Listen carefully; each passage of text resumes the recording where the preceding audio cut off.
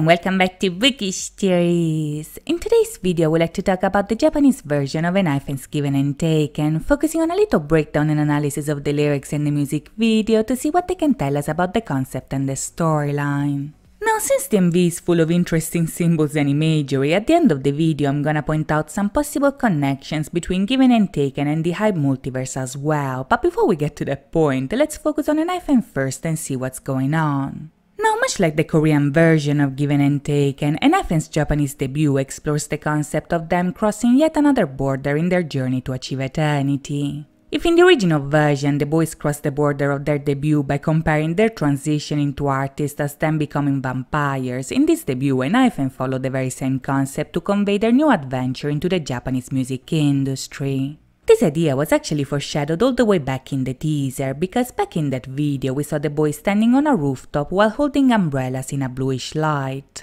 Now right off the bat, this is very telling, because the atmosphere of that video actually recalled the dawn concept photo that anticipated that version of Border Day 1. Since in the teaser they were approaching the dawn of the first day where they would cross the border and wake up as vampires, the boys are holding umbrellas to protect themselves from the sun that is about to rise. Much like what the intro Walk the Line foreshadowed, after leaving the metaphorical woods at their back, the boys greet the sun that shines in their eyes as they prepare to live the azure life dwelling in breathlessness, meaning that this life that starts with the blue light is a life without breath, because now they are eternal creatures who defeated death. Now this concept is immediately reprised at the beginning of the video itself, where we see Sungun wearing gloves and holding an umbrella as the first day of their new life finally begins. His attire here is the first indication that we have that the boys are starting this new day with their transformation. Even if he is outside in the daylight, his face is sheltered by the umbrella and his entire body is covered by layers of clothing, so in the video Sungun is already a vampire and seems to be waiting for the others to join him in this eternal stage of their new life. Judging by what we see in the next scenes, however, it seems that Sungun will not have to wait long for his friends, because when we cut to Hisung and Sono, we see that they have a band-aid on their necks and they're trying their best to avoid the sunlight that comes through from the windows. Now, these scenes here essentially imply that when the boys wake up on day 1, the first day of their new life revolves entirely around their transition. Much like in real life, their debut day is a day that focuses on them transforming from regular people to professional artists. The day 1 of the story shows them in the process of transforming into vampires from dawn until dusk. If in the morning we see them escaping sunlight and studying the changes that they notice in the mirror, as the day gradually ends and night comes along, we see the wounds on their necks healing, their eyes starting to glow, and their supernatural abilities starting to show when they shapeshift into bats, which incidentally is also a common trope in vampire lore. This is the very same transition that we saw back in the original Given and Taken, but as it turns out, this is not the only similarities that we see, because the two videos have a lot more parallels than it seems.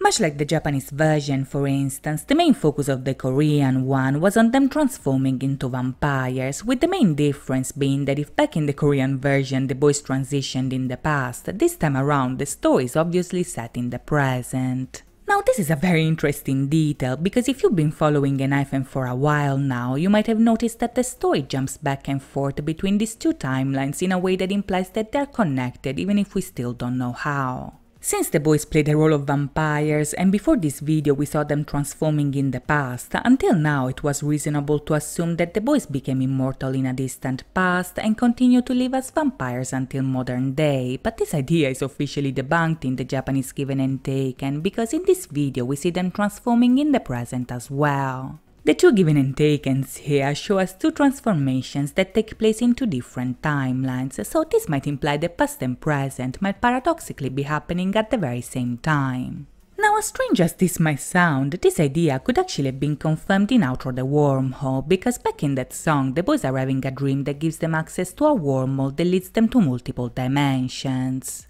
In the dream, these dimensions connect because the dream is a neutral place where everything is mixed together and time does not exist, so if we apply this concept to the storyline, this might imply that the two timelines are parallel universes where the events that we see are taking place at the same time. If in one dimension the boys live in the 1900s in a secluded place in the middle of the woods, in the other dimension the boys live in the 2020s in a metropolitan environment, but both groups are walking the same line, so they are having the very same experiences. Back in Drunken Dazed, for instance, both groups were celebrating a birthday. In both timelines, the boys get drunk and dazed because their perception of reality is altered by either drugs or alcohol. Both groups end up transforming into vampires, but most importantly, both groups seem to be living together in some kind of institution. In the Korean Given and Taken, for instance, this location looks like a structure where the boys live happily but also get heavily medicated by the staff, and in the Japanese version the video hints at the very same idea, because at the beginning we see the boys in an institution that seems to be abandoned.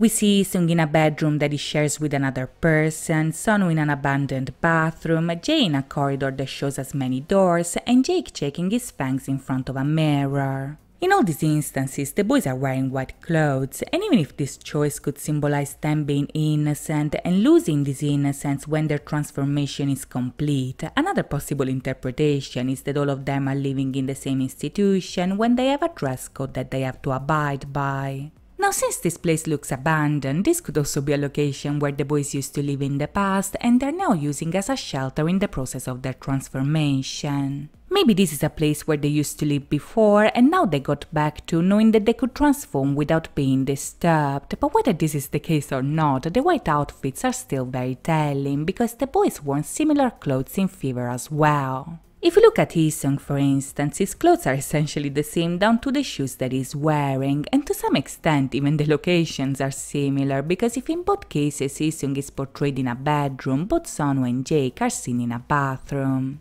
Now, since Fever is a video that shows us the dream that the boys hallucinate when they are overcome by the symptoms of their transformation, my guess is that Given and Taken and Fever are showing us the very same thing but from different perspectives. If in Fever we saw the dream created by the days the boys fell into, in Given and Taken we see the reality behind it, which is much less glamorous but just as dark. On top of that, this version also shows us subtle references that connect us to the story as a whole and that can help us understand the imagery portrayed in the video, the first of which is actually the way the MV deals with the theme of connection. Now, the first thing that we can notice in the video is that while the boys are experiencing the first symptoms of their change, all of them are portrayed separated from one another. Sunghoon is on the roof, Hee-sung is in the bedroom, Sonu is in the bathroom, while Jae is in the corridor. Later on the other end, we also see Jake wandering in the street, Nick in the phone booth, and Jungwon in front of the car, which incidentally is the very same car that we saw Jake transform into back in the second debut trailer. Much like what we saw back then, the members experience their transformation by themselves, but when this process ends, the boys are united by this rebirth, meaning that much like in real life, them crossing the border between reality and dream essentially brought them together as a group. Now, as it was established in Drunken Dazed, the entity that is responsible for this unity is the woman in white that gave them the blood and made them eternal because of that, but as it was foreshadowed in Flicker and Intro the Invitation, their journey starts even before that moment, because what led the boys to cross the border to begin with is a voice from the great beyond that lured them in with a flicker that blinds and deceives. Now, if in Given and Taken this flicker was presumably portrayed with the lantern that we see in the middle of the desert, in Flicker the lyrics actually define this light as a signal that is able to connect a world out of line beyond time and space. Once again, this concept hints at the idea that the Knifen might be living in a world where multiple dimensions are able to interact, and that the boys crossed the border because they heard the signal that called them from the other side, and this concept is actually portrayed in the video in 3 different ways. At the beginning, for instance, Sunghoon is on a rooftop surrounded by antennas, and these are devices that are literally meant to transmit and receive signals that come from far away. Now, since in the scene he is alone, I think it's fair to assume that Sunghoon might be the first one that received the signal from the other side, but much like what we see in the Korean version, both the antennas and the lantern are rusty and rugged in the present, meaning that whatever this signal comes from, it actually comes from a distant past. If in Given and Taken we saw that once upon a time this lantern was intact and was able to attract many people, in Drunken Dazed we saw that the boys first received their immortality in a distant past, so even if the boys might be hearing the call now, chances are that the signal might have been sent from another time and another space. Now another scene where this connection is hinted at is actually the one focusing on Isung, because in the scene of the bedroom we actually see him hugging a TV broadcasting white noise, which is none other than a visual representation of a signal that has equal intensity at different frequencies. This scene here actually takes place when the boys sing about their intention of linking the two worlds together, so once again the focus is on a type of connection that is able to transcend this reality in order to reach another. As the lyrics say, this connection not only links the boys with the entity that transformed them, but also with each other, and the third instance in which this bond is fleshed out is the scene where Nick is in the phone booth, which is yet another symbol that foreshadows a long-distance communication. Much like what the song tells us, when the voice calls them from the other side, the boys call it in return, so when they cross the border and face the horizon within themselves, their transformation eventually leads them to unity. What's interesting about this is that even if the boys are vampires that are burned and blinded by the light of the sun, what unites them is actually light itself. As they tell us in Drunken Dazed, Given and Taken and Fever, the boys receive this light from the flames of the torch that the woman in white represents, and when they dive into this red sun, the person that caused the fever, that is, the woman that triggered their transformation, eventually becomes their new sun. Now in the video, this idea is portrayed once again in three different ways, the first of which is actually the focus on the red light that becomes part of their world after their transformation is complete. Since the boys dived into the red sun, now the light that shines in their life is red like the blood that they long for, but when Sonu talks about the voice calling them from the other side, the light of the woman is also portrayed as a bluish street light that Sonu looks up to in the middle of the night. The most important visual associated to this process, however, can actually be found in Isung's scene, because when the boys talk about diving into the red sun, we actually see his reflection in a sun-shaped mirror. Now in vampire lore, vampires don't usually have a reflection, but it's also important to point out that in the second trailer, Isung only loses his reflection at the very end, meaning that while they are in the process of transforming, the reflection is still there and actually shows them the changes that are taking place after they dive into the red sun. In Given and Taken, this idea is also shown with Jake looking at his fangs in the mirror, but the real giveaway that the mirror shows their true and new selves can actually be found in Drunken Dazed, because in that song the boys told us that when their thirst for blood put them in a daze, the reflection that they see in the mirror scares them because it shows the pitiful truth behind their mask. All in all, we can say that this debut is all about them getting to know a new side of themselves as they cross yet another border in their life, and as we see at the end, this process is not only something that unites them, but also something that frees them from the boundaries of their previous life. This transformation is overwhelming and scary, but also a process that allows them to run towards the next stage of their life, and this concept is also hinted at in Nikki's scene, where we see a glimpse of a paper mentioning Turtle Boy.